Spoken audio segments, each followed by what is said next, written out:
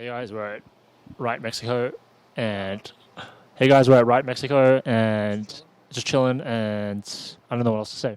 So we're at White Mexico here. We just finished playing our tournament. The semifinals are on. The finals are on in 2 days. The semifinals just finished. We unfortunately didn't make it out of the group stage because I'm actually Callisto One Trick, and Bryce here can't play anything else but Thresh. So yeah, but we realize our mistakes now, and we're gonna work on them once we get back home, and hopefully, just take us to Worlds next year. Yeah. All right, so leading up to wildcards, we decided we want to get some overseas practice, obviously. OS is not ideal, so we wanted to play for some NA teams, so we went over to LA first, I think 3 or 4 days before we went to Mexico, I think, yeah. And we were practicing over there at the Riot Studios and at Red Bull. Shout out to Red Bull. And then, yeah, we got some good practice in there, played versus some incredibly good teams like TSM. Unfortunately, they came second in NA, but we got absolutely rolled by them in scrims. Learned a lot, I guess. Yeah, I wasn't actually. I was gonna say I wasn't actually in Mexico, or sorry, in LA with the team. I was busy trying to get my passport and stuff sorted out, so I flew over a bit later by myself. But I was trying to get up early, I think it was 6 a.m. or 5 a.m. for scrims, back home in Sydney. So yeah, I was trying to battle sleep deprivation and then trying to stay alert and awake for scrims. But yeah, so I didn't really experience Santa Monica with the team, but Derek has a bit about that too, I guess. Yeah, so Santa Monica was pretty fun. It's a very interesting culture there. I always thought American and Australian culture was pretty much very similar, but there were some very interesting differences. A lot of people try to sell us the mixtapes. That was pretty interesting. And actually, a lot of people tried to rap to me as well, so that was pretty fun.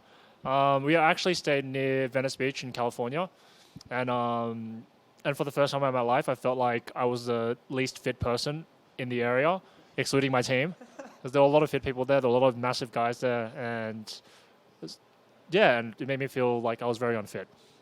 So when we were scrimming a lot of teams in NA, we found their style was really mature compared to Oceania. So in Oceania, a lot of the teams that we've been practicing against, so Sin, Direwolves, Legacy, we found that obviously when they played, their macro game was not as strong as these international teams. They were playing very skirmish heavy or fight heavy compositions and styles. And then when we came overseas, the style they played was dramatically different. They were sort of moving around the map really intelligently. They were taking towers off us without us even realizing. Junglers just walked into lanes and towers died instantly. And we weren't really ready for how accelerated their objective game was. So yeah, when we were scrimming against these teams in North America, we sort of started picking up small habits or ideas and tricks and stuff that we could bring into our own game. And we think that it actually sort of helped our macro game a little bit. Obviously not enough to get us through the tournament, but it did actually make us a smarter team, I'd say. Yeah. So that was really interesting from a learning perspective, I guess. I think one of the biggest things, just going on what you just said, was that doesn't happen in OS, as I guess support in jungle, seems to be such an upgrade in terms of synergy and stuff. Back home, I don't know, it's just a completely different ball game. They'd just be constantly 2 men invading your jungle, and you just have absolutely zero river control against these really good teams. I guess that's how I felt. And then Ali's would just leave lane level 2 and then just dive Simon mid, and he would just complain because he's just getting dove level 2 by Ali. But yeah, no, I guess that's probably one of the biggest differences I noticed. So when we got to Mexico, it was pretty interesting. I've never been to South America before. I guess middle between North and South America. And the culture is pretty interesting. It's actually it's a very, I'd say, it's a city with a lot of different people, I would say, because just because in Australia you'd see a very generic kind of neighborhood with just houses, trees, it's very generic. And you come to Mexico and you see all different sorts of buildings. You'd see new, modern and old. You'd see a contrast. Where we're staying, there's a lot of really old buildings, but there's also a lot of really new shopping malls as well. The food here is definitely on another level in terms of spiciness. I'm someone who can't handle my spice disgracefully. Neither can these two. No, they can't. They just say they can. It's white people spicy. But yeah. So the food was great. We actually went to a pizza place last night, and it was actually amazing. And I really, before I want to leave, I actually really want to try the kind of cliche street tacos. I haven't tried yet.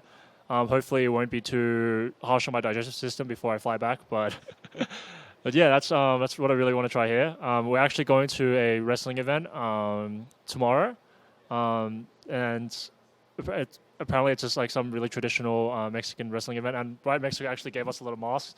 If you watch on Twitter, you'll see Bryce EGym Paul and Sam Spooks Broadley go at it in a really crazy wrestling match. We fun. Watch it. Definitely watch it. I wrestled Spooks as well. He actually cheated. He plays dirty. That's why I lost. But yeah, that's basically kind of a highlight of our trip besides the tournament, because the tournament wasn't really that much of a highlight. But yeah. I guess talking more about the tournament, because you seem to have covered everything else. So yeah, coming in, I guess we kind of had all the best teams first, which was a bit unlucky. No, I don't know. Like the first day, we went 0-2 against Hard Random and then Turkey. That wasn't too great. I guess in the second day, yeah, we played versus Brazil. Coming into the tournament, we thought Brazil would be one of the really strong teams. Like we took a win off then, so it was really good for our morale. Going into the next couple of games, which I guess like as soon as we lost to, did we play Saigon on that day? We played Saigon. Yeah, was that was day 3? Yeah, day 3 we played versus Saigon, Saigon Jokers, and then when we lost to them, unluckily that was us out of the tournament because Ince ended up losing their next 2 games, which meant like we couldn't get in any sort of like tiebreaker scenario. Sorry. They won their 2 games. Oh yeah, that one when they won those 2 games. True. Yeah, we're still undefeated, or Chiefs, I guess. Like, I never played those Ints before, but Chiefs are now 3-0. OS has never lost to Brazil. True. Anything else? Yeah. I think it was like one of like the difficult things we had during this tournament was that like such a different range of like teams and stuff. So we didn't have like, I guess like we did as much preparation we could, like cramming between like winning OPL final and then heading overseas. But yeah, I think it was really like different when you sort of scouted a team or prepared against them and then like watching them play on the day. So like almost everything we had prepared sort of just went out the window. It was almost like a series of band-aids. We just had to put over like issues that, you know, like we originally thought would be good against certain teams or like styles that we thought would work. And it just turned into like, well, all right, this didn't work, cross it off the list, just try the next thing sort of thing. And so it was just like, I think it was like sort of like trying to patch up our boat as like we were heading towards shore, like just trying to make sure like stay afloat, I guess. But yeah, we didn't. I guess we found like an iceberg on the way. I think in terms of scrims over here as well, like we had a pretty good like running against a lot of the teams and stuff. Like we got good practice and stuff, and we had good results as well. So I think a lot of it was also just transitioning like our play onto stage. So I think obviously mentality and nerves maybe played a little bit of an issue. And that's something we'll definitely take back and try harder to improve. But I think like the tournament itself was like a good experience, despite not winning or making it. Yeah, despite not winning, I think we learned a lot. We improved a lot. And we had heaps of fun, which is like the most important part, I guess.